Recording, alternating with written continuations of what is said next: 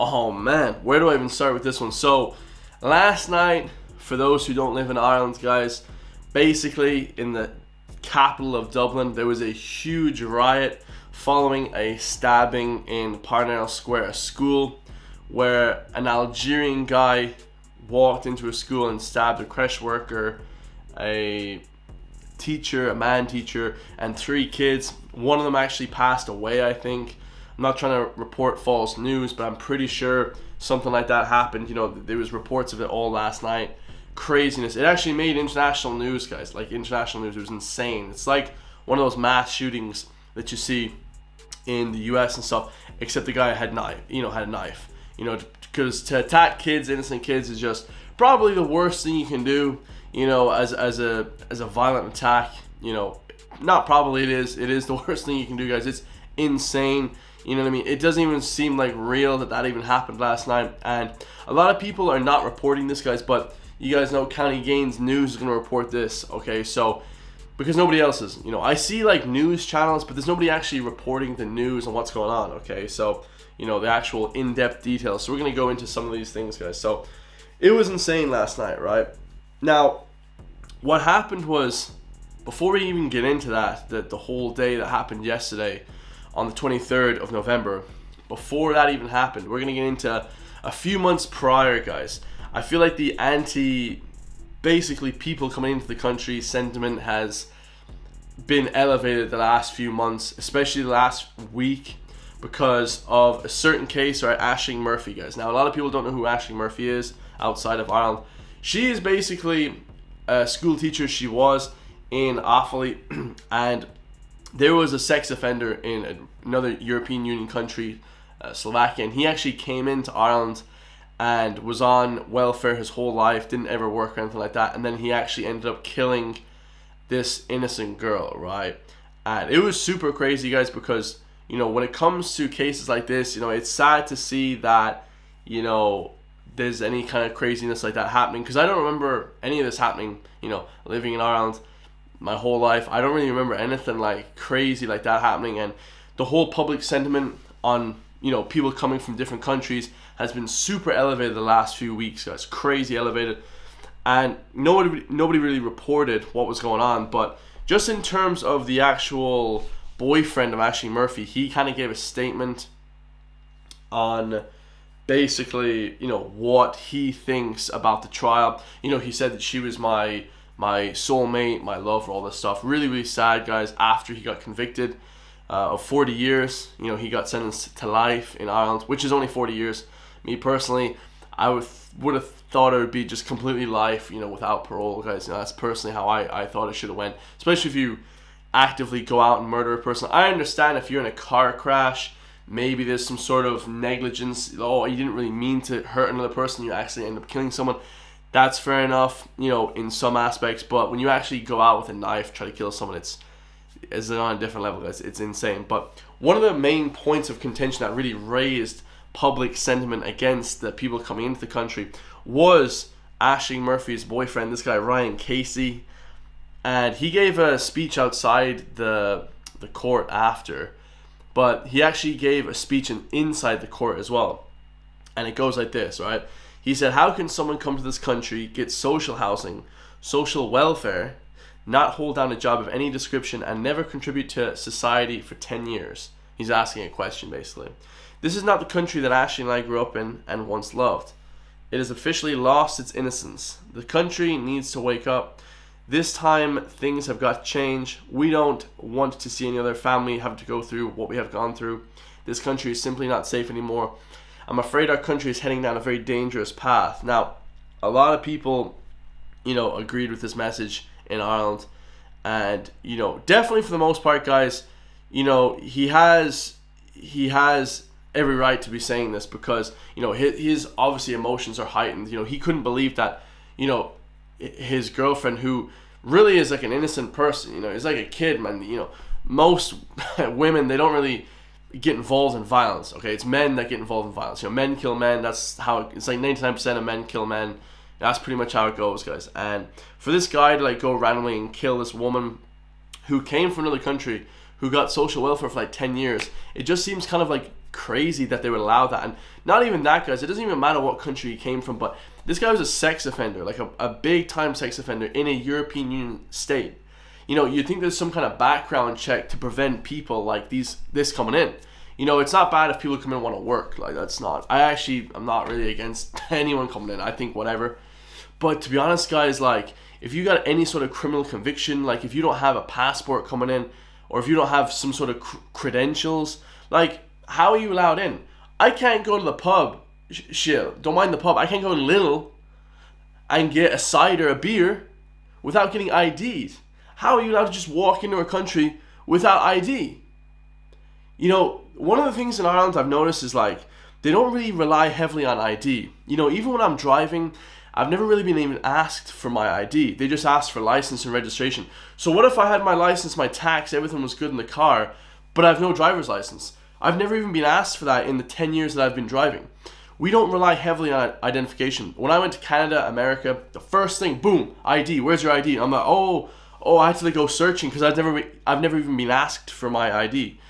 We have to rely more on identification in this country, guys, and not like track it like crazy, but who is entering this country? Is it a sex offender? Is it a murderer? Is it a psycho? You know what I mean? And nobody's against that, guys. You know, if you come here to work and shit and you're a clean guy, you've never had a criminal record, like, you know, anything crazy. I mean, obviously speeding, that's okay, but, you know, for the most part. But if you have some sort of like sexual offense, guys, I actually just don't understand. Like, bro, it doesn't make sense, man. It's just insane. So that definitely has to be curtailed at the very least. But that's why I think public sentiment has been raised high on people coming into the country the last few months. And people aren't happy, guys. I swear to God, people are just pissed off. Everyone I talk to now, it's like, oh, this guy was on the welfare for 10 years. We actually helped this guy rehabilitate himself. He had a disc injury in his back, you know, where one of the discs were bad, and then he goes out and kills one of our women, and I'm like, you know, it's really bad, guys. It doesn't look good. So look at the trending topics in the Twitter just this morning, guys. I don't want to woke up, it's like 9 o'clock right now. Yeah, it's 9 o'clock. The number one trending, bro, Dublin riots, and we're gonna get to that, guys. Number 2, Garda, because that was a sad case. They beat up some guards. It's pretty terrible. 3, Ireland. 4, Thanksgiving. Don't know why we didn't have that in Ireland. 5, Dublin City. 6, Algerian. 7, Brazilian, because he was the guy that actually beat up the attacker. 8, Lewis. They burnt down the Lewis. 9, Arnott's. I think they raided Arnott's. You know, they actually looted Arnott's. And then 10, Parnell Square. So anyway, to get on to what happened yesterday, guys. Basically, 1 p.m., guy walked in, like I said, Algerian guy, whatever, you know, a guy that's, you know, I don't know, we don't know anything about him yet, so we can't really presume, you know, what he is. Everyone's saying that he was a guy that just came to the country a month ago.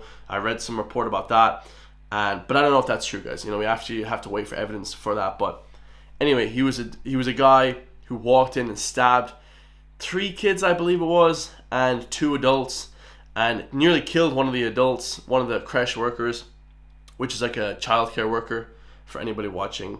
And basically then that night, I was seeing all over my Twitter feed, I was like, there's going to be a meeting in Parnell Square, a peaceful protest in solidarity with the you know, the creche, or I believe it's a creche, or it's like a childcare center or whatever, and in that area. And I was like, oh damn, that seems like it's gonna be a bit kind of, you know, a bit tough, because there was a lot of people posting comments on Twitter, like Conor McGregor, for instance. He was posting like, we're at war, Ireland's at war, like, we're gonna go, you know, don't give up your housing to anybody unless you give them a fight, all this like kind of sentiment. And you know, people getting fired up, because shit, I was getting fired up I don't even know why I was getting fired up, for no reason, guys, because it felt like almost like, you know, there was some sort of like terrorist attack, you know, honestly. And I know people don't like to label it that, but a guy walking in with a knife, you know, whether he's white, and he was a white guy, whether he was white or whatever color or Asian or whatever, you know, it still is an act of terror. Do you know what I mean, guys? And like I said, shout out to the Brazilian guy. Brazilian people, I love Brazilian people, legends. He hit him over the head with the helmet, and you know, he actually, you know, he flat backed him. You know, he laid him out, guys. You know, he laid him out. good man. You know, that's what real Irish citizens should be doing. A lot of people were just watching. You know, the kids get stabbed. Like, what a bunch of bitches, guys. That's what's up. You know, and this is the reason why, you know, we have crazy retaliation like this, because people won't stand up to a guy. You know, even in that guy could have died, like that sure death. He had a knife. Like, if a guy hits you over the head with a helmet, yeah, fair enough. But he only had a helmet. The guy had a knife. He could have died easily, guys. Just one stab and that's it. But he was a man, and he tackled him, beat him over the head with his helmet, and, you know, he saved the day, but pretty much. So shout out to that Brazilian guy who was a Deliveroo worker. Shout out to Deliveroo, actually. You guys are chill. But what happened then at 7 p.m., because I was watching a live stream on TikTok, this kid was live streaming it, was a massive riot, guys. And I'm going to get on to the riot now. This was insane. We're going to watch Grip's video, so shout out to Grip. Please don't demonetize this video, bruh. And this is insane, guys. Wait till you see this. This one's got 100,000 views in the first 15 hours, which is going to be their most viewed video ever, because I do follow Gripped. Guys, watch this, man. This is going to be wild.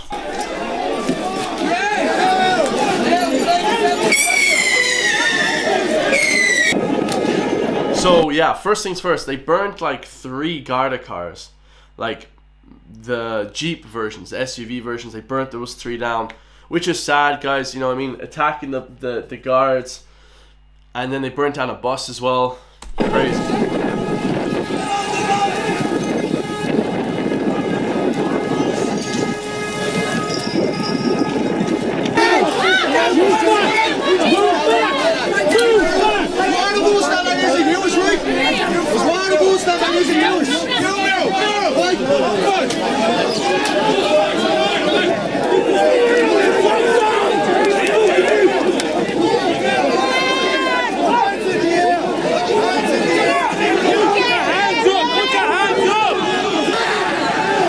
As you can imagine, they broke through the barrier, and now I watched this yesterday. They corner 3 guards, man. They just start teeing off on them, guys. It's crazy. So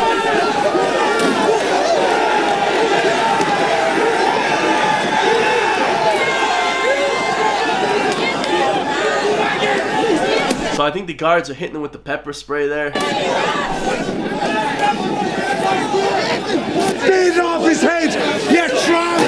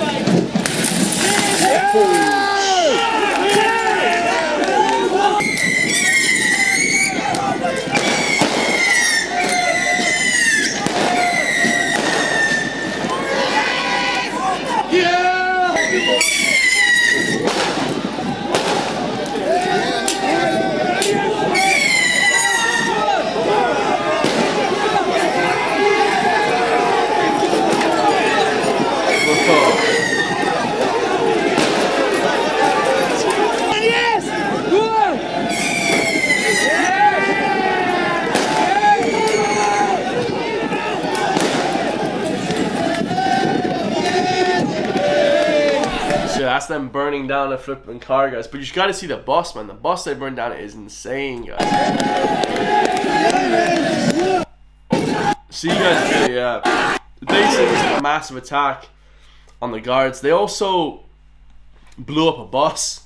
Like, they set a Dublin bus on fire. And today, this morning, I was just reading the news, man, that the Dublin bus is like completely gone now. You're not allowed to use it today. The whole day today, it's like done. So if you're gonna work, guys, oh man, that's tough, guys. I don't know how the hell you are gonna be going to work today. But yeah, absolutely crazy. Now, obviously, I don't agree with that stuff, guys. You know, a lot of people give me hate for that. That's okay, but you understand how people are so, you know, fired up and crazy, because I was watching a lot of live streams last night, and you wouldn't condone any kind of violence, of course not, especially on the guards, guys, because it's not really their fault. But you know, there has to be some sort of change, right?